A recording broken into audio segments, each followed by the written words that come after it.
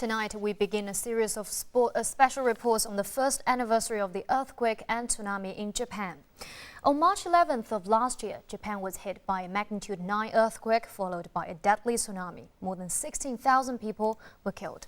Soon afterward, people discover a bigger threat: radiation from the badly damaged Fukushima Daiichi nuclear power plant. More than 60,000 families had to move out of a danger zone that extended 20 kilometers around the plant.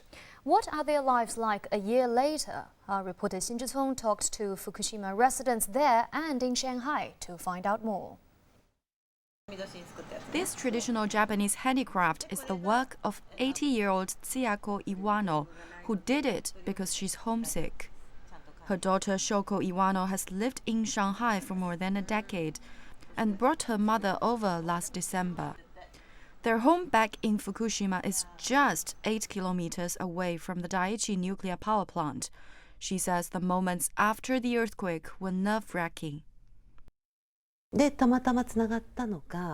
I finally managed to reach my Fukushima home that day after a long time. It was my sister-in-law who picked up the phone. She told me all the glasses had broken. Everybody was scared and didn't dare stay inside. On the second day, I learned that everybody had moved to a shelter. Housing was a problem for the Iwanos and 60,000 other families in Fukushima. They had a choice: either leave Fukushima or move into temporary homes provided by the government. A year after the quake, the prefecture has built 16,000 housing units like these in the city of Koriyama. 500 families have lived in this block since last July, all of them senior citizens. The government told us people will stay here for 2 years, but I haven't yet heard about any plan after that. In fact, these units are built to last more than 2 years. The windows are double glazed, there is air conditioning for summer and snowproof nets for winter. But people like 63-year-old farmer Shunichi Nishiyama still worry about the future. He lives alone on government subsidies, but doesn't want to spend the rest of his life this way.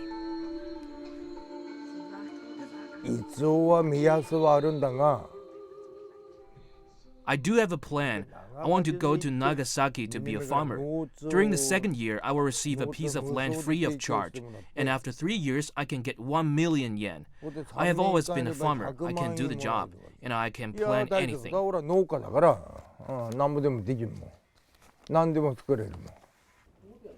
Although a lot of places outside the disaster areas have volunteered to help those refugees, 1 year after the earthquake and tsunami, the Japanese government still hasn't come up with a comprehensive plan for where to accommodate them in the future.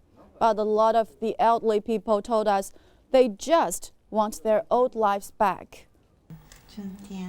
And that includes one old lady in Shanghai.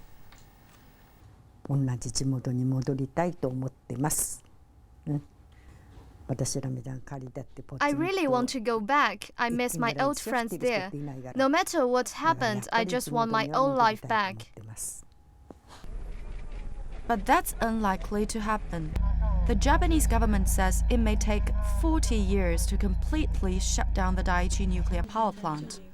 And for 30-year-old Shoko Iwano, that means the fear that began when she was a child may continue for the rest of her life.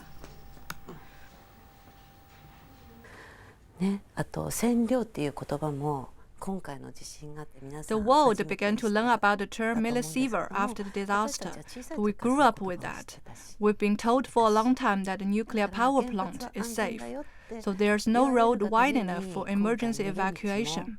But on second thought, if there's such a road, does that mean that plant is not safe? So I do hope the government can do something to protect everybody's lives.